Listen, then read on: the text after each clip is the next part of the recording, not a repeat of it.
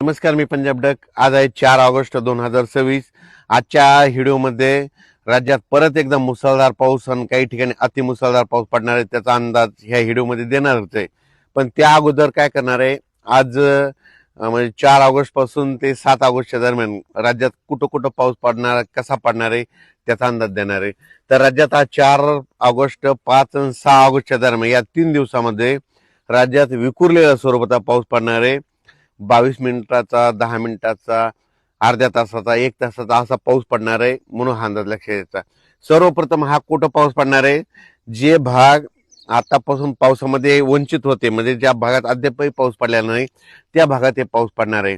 मग सांगायचं झालं तर सोलापूर जिल्ह्यामध्ये मंगळवेढा, त्याच्यानंतर पंढरपूर, कासेगाव, त्याच्यानंतर आटपाडी, जत, त्याच्यानंतर इकडं बारामती, दौंड, इंदापूर ह्या परिसरात देखील पाऊस पडणार आहे. त्याच्यानंतर अहिल्यानगर जिल्ह्यात देखील पाऊस पडणार आहे. त्याच्यानंतर इकडं लातूर जिल्ह्यामध्ये उदगीर, नळदुर्ग, अक्कलकोट, मंद्रुप ह्या परिसरामध्ये पडणार आहे. त्याच्यानंतर इकडं कंधार, लोहा, पालम, म्हणजे पालम हे भागात पाऊस कमी होता त्या भागात देखील परत एकदा आता पाऊस पडणार आहे. त्याच्यानंतर परभणी जिल्हा, जालना जिल्हा, बीड जिल्हा ह्या 3 जिल्ह्यात देखील चांगला वेगवेगळ्या भागात पडणार आहे. सर्वदूर पडणार नाही, फक्त भाग बदलत पडणार आहे म्हणून हा अंदाज लक्षात. नांदेड जिल्ह्यात आज जरा जास्त पाऊस पडणार आहे म्हणून हा नांदेडकरांनी अंदाज लक्षात. धर्माबाद, बिलोली, नायगाव, नरसी, त्याच्यानंतर वसंतनगर त्या भागात देखील पाऊस पडणार आहे. त्याच्यानंतर इकडे यवतमाळ जिल्ह्यात देखील आहे, अमरावती जिल्ह्यात आहे, अकोला जिल्ह्यात आहे, वाशिमकडे आहे, हिंगोलीकडे आहे, अकोला जिल्हा, बुलढाणा जिल्हा, जालना जिल्हा, जळगाव जिल्हा, जळगाव जिल्हा, परभणी जिल्हा ह्या परिसरात काय होणार आहे, दुपारनंतर ऊन पडेल आणि दुपारपर्यंत ऊन पडेल, दुपारच्या नंतर लगेच जोराचा पाऊस सुरू होणार आहे म्हणून हा अंदाज लक्षात. आणि मुंबई कोकण पट्टीचा म्हणजे ते पालघर पासून ते इकडे रत्नागिरीपर्यंत, गोव्यापर्यंत ते पाऊस सुरूच राहील. त्याच्यामुळे पुणेकडे देखील सरी सुरू राहते. घाटमाथ्यावरला पाऊस आज जोर धरणार आहे म्हणून हा अंदाज लक्षात यायचा. मुंबईला देखील पाऊस सुरू होईल, नाशिकला देखील पाऊस येईल, संगमनेर, अकोलेकडे पडेल, त्याच्यानंतर नंदुरबार, धुळेकर सरी येतील, काही ठिकाणी रिमझिम पाऊस येईल. आणखी 3 दिवस मध्ये राज्यात असाच विखुरलेला स्वरूपाचा पाऊस आहे. सर्वदूर नाही पण पाऊस येणार आहे म्हणून हा लक्षात.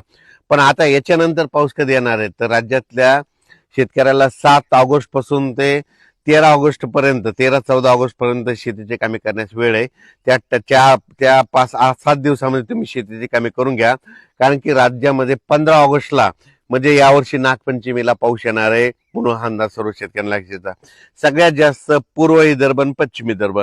पूर्व विदर्भामध्ये गडचिरोली, गडचिरोली, चंद्रपूर, वर्धा, नागपूर, भंडारा, गोंदिया, यवतमाळ, अमरावती, अकोला, नांदेड, हिंगोली, वाशिम, बुलढाणा ह्या जवळपास 6-5-11-13-15 जिल्ह्यामध्ये मात्र मुसळधार पाऊस पडणार आहे म्हणून हा अंदाज लक्षात घ्यायचा. सांगायचं म्हणजे यावेळेस वरून राज्याची बॅटिंग विदर्भाकडे. पण हेच कमी दाबाचा पट्टा काय होईल, आता जसा पाऊस गेला तसा इकडे लगेच पुन्हा जालनाकून जळगाव, नंदुरबार, धुळे, नाशिककडे परत जाणार. मग त्याच्यानं परत नाशिककडे देखील उत्तर महाराष्ट्राकडे जोरदार पाऊस पडणार म्हणून परत पुन्हा गोदावरी नदीला पाणी येणार. आणि योगायोगानं तुम्हाला एक सांगू इच्छितो की जायकवाडी धरण आहे आजच्यानं 90% भरलंय.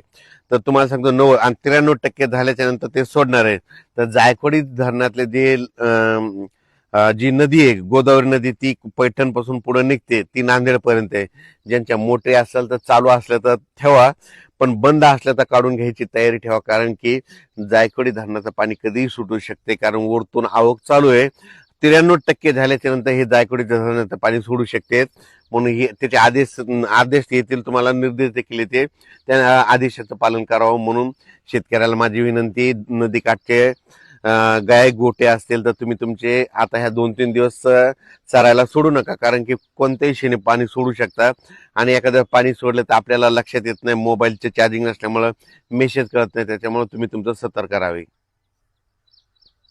त्याच्यानंतर सगळ्यात सांगायचं झालं तर ह्या पावसामध्ये 200 मिलीमीटर ते 250 मिलीमीटर पुन्हा एकदा पाऊस राज्यात पडणार आहे. ते 15 ऑगस्टच्या दरम्यान म्हणजे 15, 16, 17च्या दरम्यान ते पूर्व विदर्भातच पडणार आहे. म्हणजे नागपूर जिल्ह्यात देखील 200 मिलीमीटर पाऊस पडू शकतो. वर्धा, चंद्रपूर, नागपूर, यवतमाळ, अकोला, अमरावती. पुन्हा विशेष म्हणजे त्यानंतर अमरावती जिल्ह्यामध्ये मोर्शी एक तालुका आहे. त्या भागात मोर्शी, उरुड तिकडे थोडाफार या पट्ट्या पाऊसच पडल्या नाही. तर मोर्शी तालुक्यातल्या सर्व शेतकऱ्यासाठी आनंदाची बातमी की तुमच्याकडं ह्या पावसामध्ये 15 ऑगस्टचा जे पाऊस आहे ना त्याच्यामध्ये चांगला पाऊस पडणार आहे. मुसळधार पाऊस पडणार आहे. ओढे नाले देखील खळखळ वाहणार आहे म्हणून हा अंदाज लक्षात घ्यायचा. जळगाव जिल्हा, बुलढाणा जिल्ह्यातल्या सर्व शेतकऱ्याला सांगू इच्छितो, आता जसा पाऊस पडला परत एकदा तुमच्याकडे एकदा जोराचा पाऊस येणार आहे. म्हणून हा अंदाज पूर्वकल्पना म्हणून तुम्ही तुमचं शेतीची कामे करा. शेतीची तयारी करून ठेवण्याची तयारी ठेवा. त्याच्यानंतर विशेष म्हणजे येलदरी धरण येतं त्या लाभ क्षेत्रातल्या शेतकऱ्याचे फोन आले. येलदरी धरण, सिद्धेश्वर धरण आहे, तर आमचं येलदरी धरण सिद्धेश्वर भरेल का नाही. तर तुम्हाला सांगतो येलदरी सिद्धेश्वर धरणाला खडकपूर्णाच्या परिसरामध्ये पाऊस पडायला पाहिजे.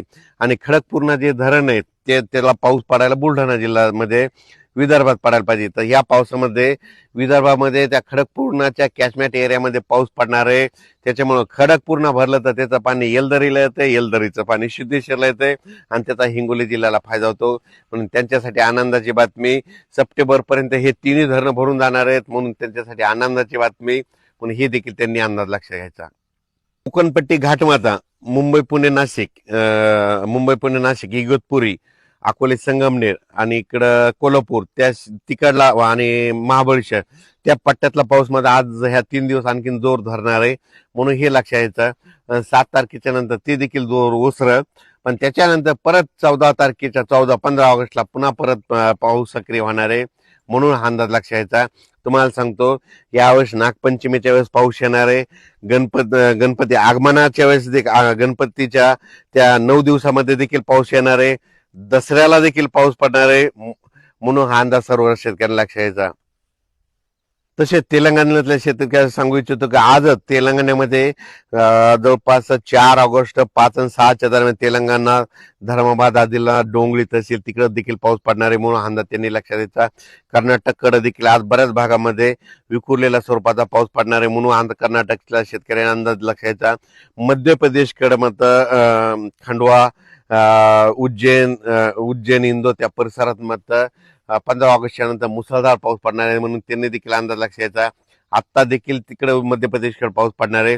त्याच्यानंतर गुजरातला मात्र पुन्हा एकदा पावसाचा फटका बसणार आहे. म्हणून हा अंदाज लक्षात घ्यायचा. आणि राज्यात मात्र परत एकदा अतिवृष्टीसारखा पाऊस काही जिल्ह्यात पुन्हा एकदा येणार आहे 15 ऑगस्टच्या दरम्यान. म्हणून हा अंदाज सर्व शेतकऱ्यांना लक्षात द्यायचा आणि आपण आपल्या शेतीची कामे करायची. धन्यवाद.